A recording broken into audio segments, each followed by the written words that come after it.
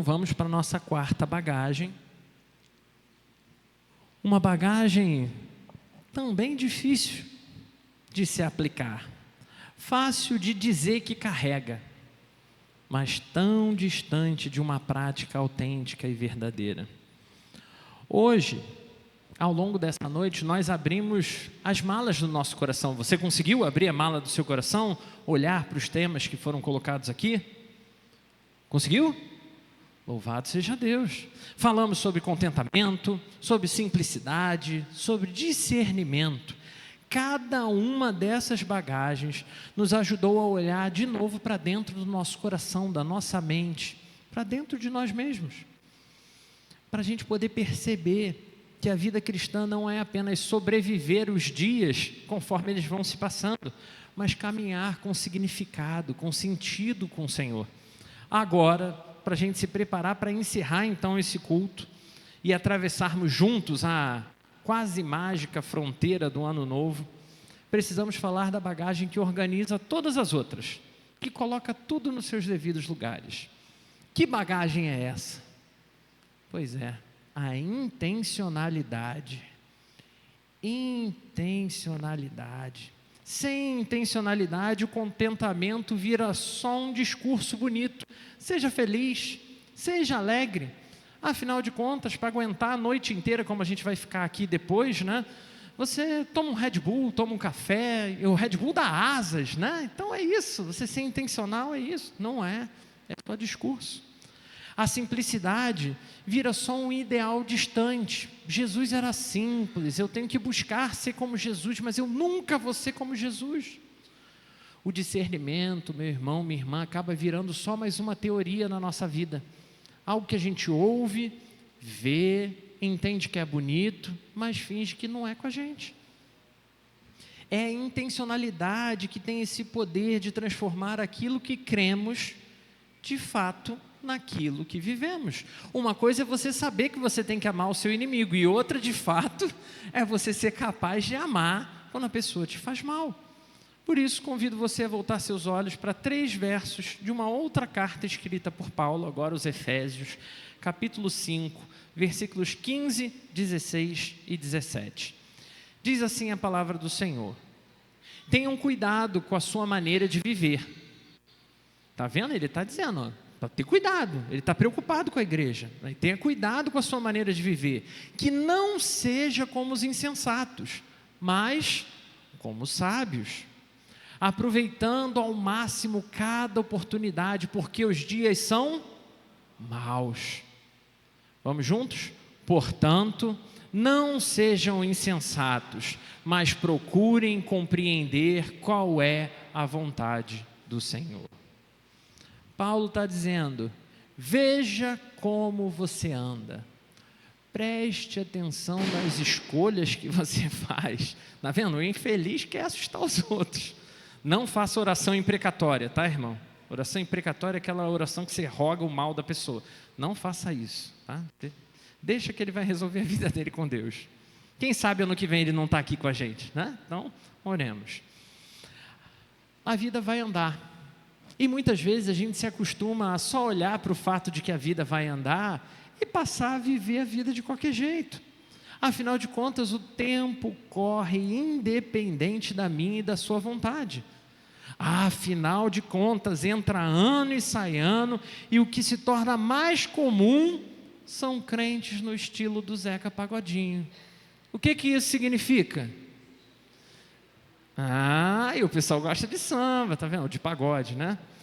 É aquele pessoal que vive a vida dizendo e repetindo, deixa a vida me levar. Vida, leva eu. Que pode até ser um bom samba, tá? Mas é péssimo enquanto filosofia de vida. O que o Espírito Santo nos diz com essa palavra de Efésios é, preste bastante atenção em como você anda. Veja o rumo, o ritmo, preste atenção ao propósito de cada decisão sua. Existe uma diferença enorme entre caminhar realmente na direção que você quer e simplesmente ser levado, indo para onde te empurram. Entre escolher o caminho ou apenas reagir, para ver o que acontece, ver o que vai surgir. Por diversos motivos, muitos de nós entramos nos anos que já se passaram apenas no piloto automático. Você já passou por essa sensação? Que um ano inteiro se passou e você não sabe nem dizer o que aconteceu. Você pagou contas, trabalhou, foi em vários aniversários, fez várias coisas. Isso significa que muitos de nós aprendeu a viver quase que só apagando incêndios, resolvendo emergências, urgências, vivendo sempre para o próximo problema que vai surgir. E quando percebemos, de novo, mais um ano inteiro se passou e não crescemos, não aprendemos, nada mudou. Por isso Paulo fala em andar sabiamente, diferente da forma como os outros andam, porque sabedoria não é fazer tudo, sabedoria é aprender a escolher bem o que a gente vai fazer. Não é viver ocupado com toda a sua agenda tomada por atividades e coisas que você precisa honrar, mas é aprender a viver alinhado com aquilo que você realmente precisa fazer. É remir o tempo, ou seja, esquecer essa coisa de encher a agenda para parecer que você é espiritual. Tem gente que sai daqui, vai na outra igreja ali, depois vai no outro culto lá, depois vai no outro, depois vai no monte, depois vai não sei o quê. A agenda espiritual está lotada, mas esquece de proteger o que é essencial. É decidir que nem tudo merece nosso esforço, nossa energia, nossa atenção, nem ao menos o nosso carinho. Tem gente que tem muito carinho a dedicar aos doramas. Cadê a galera do dorama aí, ó? Tá vendo? Tem gente que consegue dedicar e aí sabe o nome de todos, sabe a música, sabe tudo. Mas quando chega dentro de casa, com os outros, é só patada, só grosseria. Talvez a grande pergunta para 2026 não seja o que eu vou fazer, mas por que eu faço o que eu faço? Porque tempo mal usado não é só tempo vazio, não é tempo de ócio, não é tempo de descanso, é tempo gasto com o que não constrói, e pior, muitas vezes é tempo gasto com o que está destruindo o nosso próprio coração. E Paulo vai ainda, eu não falei que o dorama destrói não, tá, irmão? Provavelmente tem dorama que destrói, mas enfim, não é o caso aqui. E Paulo vai ainda mais fundo quando diz: procurai compreender qual é a vontade do Senhor. E aí a gente tem que ter atenção ao texto. A vontade de Deus não se descobre por acaso. É uma vontade que a gente tem que buscar conhecer. É uma vontade que a gente vai aprendendo a discernir conforme a gente toma decisões. É uma vontade que a gente tem que praticar todos os dias, abrindo mão de outras coisas que a gente gosta, que parecem muito boas. Ninguém se torna parecido com Cristo se não tiver muito esforço e intenção de se tornar parecido com Cristo. Se não formos intencionais com a nossa fé, o mundo será extremamente intencional em nos moldar. Gente, é só você pensar, não sei quem já teve essa experiência de vida. Um momento, você é um homem ou uma mulher adulta, dono do seu nariz, você paga as suas contas, você faz o que você quiser. E aí vem o primeiro domingo e você está muito cansado da semana e você não vai à igreja. E o domingo passa, você descansa e aquilo foi bom. E isso se repete 1, 2, 3 vezes. Quando você olha, você não tem mais o hábito de ir à igreja. E isso parece não fazer falta. Tantas outras coisas também são assim, como foi lembrado aqui, né? Pelo meu pai, falando ainda há pouco, do abraço, da importância de estar perto. Coisas simples, fáceis de fazer, mas que às vezes a gente passa tanto tempo sem viver. Volto a repetir, ninguém se torna parecido com Cristo sem intenção de se tornar parecido com Ele. Porque tudo que tem de comportamento aí fora, relacionado à proposta realmente do mundo, seduz o nosso coração. dormir até mais tarde no domingo, pegar uma praia, né? Passear, fazer alguma coisa diferente. Dízimo, para que você vai dizimar? Você pode aproveitar esse dinheiro para a sua família, você pode aproveitar, né? Seja feliz e glorifique a Deus com a sua felicidade. Todas essas ideias são ideias, sim, violentas, que invadem o coração, mas que estão completamente distantes de Deus. Paulo está realmente mostrando para a gente um princípio fundamental. Ele está escrevendo focado na igreja do Senhor. Intencionalidade cristã não é apenas uma intencionalidade individual, ou seja, não é só uma questão de você cuidar do seu coração, da sua mente, da sua vida. A intencionalidade cristã envolve se dedicar a ser parecido com Cristo, mas também envolve a se dedicar em ser mais relacional do que você é. Nós não fomos chamados apenas para crer, mas como a gente teve uma série de mensagens inteira aqui falando sobre isso, nós fomos chamados para pertencer, não apenas para a gente caminhar, mas para a gente aprender a caminhar junto, compartilhando, dividindo, às vezes carregando, às vezes sendo carregado. A comunhão não acontece também automaticamente, ela não nasce só da proximidade física, mas é mais uma decisão que eu e você precisamos tomar, é uma decisão do coração. Com o tempo, é fácil a gente se acomodar na comunhão, porque quando a gente já está há muito tempo numa igreja, já tem as pessoas que a gente tem mais afinidade, que a gente é mais próximo, né? Quando você vai assistir lá o jogo do grande campeão do ano, do Flamengo, você não vai chamar o Saulo, que eu lembro que ele é vascaíno, entendeu? E aí ele vai querer azedar o título do Flamengo. Você vai escolhendo e vai separando. Só que se a gente faz isso, a gente está deixando de entender o que foi o chamado do Senhor, que é para sermos unidos, como a gente falou há alguns domingos atrás aqui na igreja. A grande vantagem da igreja é que você olha e tem bebês, tem idosos, tem ricos, tem pobres, tem bonito, tem feio, tem o gordinho, o magrinho, o altinho, o baixinho, e todos nós convivemos, porque o Senhor nos dá algo que é extremamente maior do que qualquer qualidade que eu possa ter, ou qualquer defeito. Com o tempo, se a gente não tiver atenção, pode ser o motivo que for, e de novo, 2026 tem eleição, então é ano que as pessoas deixam essas coisas entrarem no coração, de novo, e deixam de falar, deixam de congregar, por causa de opinião política, por opção política. Como eu brinquei, time de futebol, estilo musical, qualquer coisa é motivo para a gente se separar. Conversamos com as mesmas pessoas, andamos com as mesmas pessoas, e aí começamos a viver só em guetos, em comunidade que todo mundo acha a mesma coisa. E aí a gente passa a viver só em função de um grupo reduzido. Isso não é necessariamente errado, mas pode nos empobrecer muito espiritualmente. Vai cegando o nosso coração para a grande diversidade do Evangelho, porque Deus frequentemente nos amadurece através de pessoas diferentes de nós. Ser intencional na comunhão significa entender que igreja não é clube de afinidade.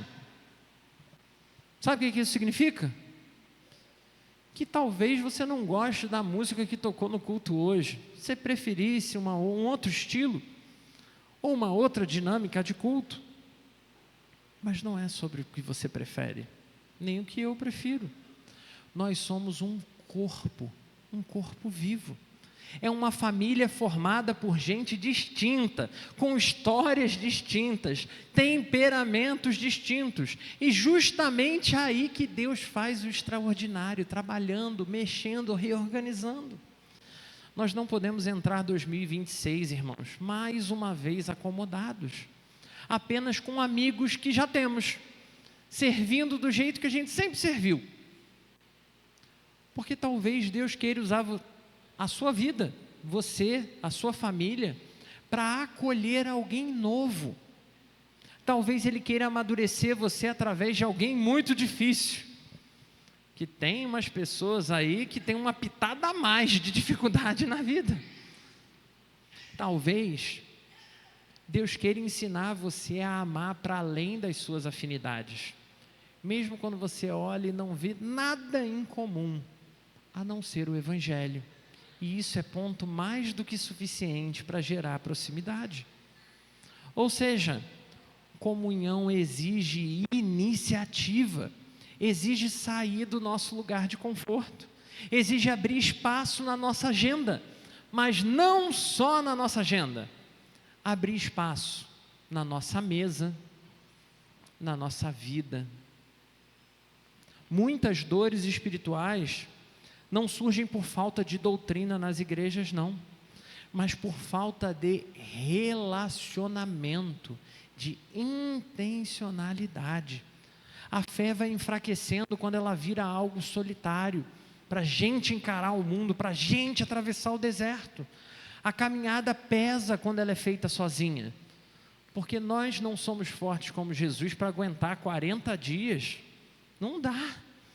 Ser intencional na comunhão é decidir não caminhar mais sozinho. Mas além disso, quando a gente encontrar alguém caminhando sozinho, trazer para perto, se dispor a estar junto, se oferecer a ser a companhia que alguém precisa.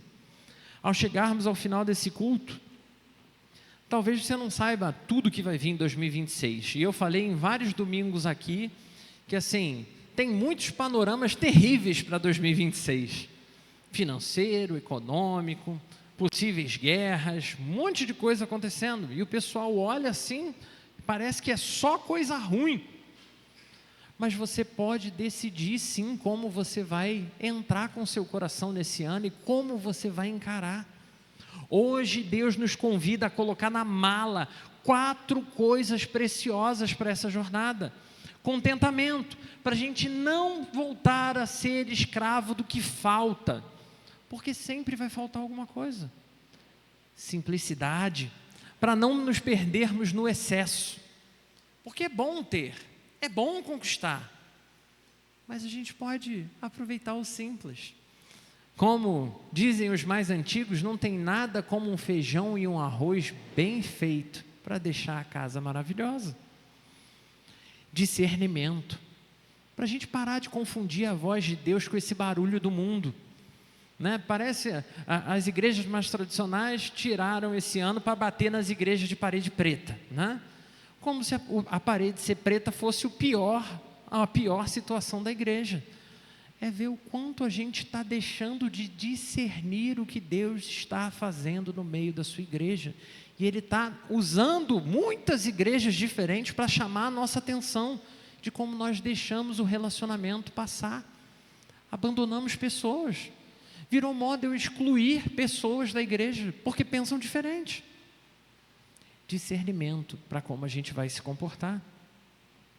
E por fim, como a gente está falando agora, intencionalidade, para viver tudo isso da forma como as Escrituras Sagradas nos propõem. Uma bala, isso aí já é a fome, entendeu? Falando.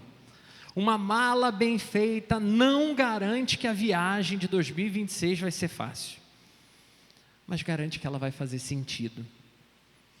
Que 2026 então não seja apenas mais um ano vivido por você, mas que seja um ano que você escolheu viver, que você escolheu discernir as coisas com mais profundidade, que você está ali disposto a simplificar decisões, simplificar escolhas. Que seja um ano vivido com propósito diante de Deus, um ano em que você não apenas ande com o Senhor, mas que você saiba como e com quem você pode andar. Um ano em que não apenas vamos crer, mas que vamos nos esforçar para caminhar mais juntos, mais próximos. Porque quem vive sem intenção vai continuar perdendo a vida só reagindo. Por que você fez isso? Por que você falou aquilo? Por que isso? Por que aquilo? Mas quem anda com o propósito certo, aprende de verdade o que significa caminhar com Deus.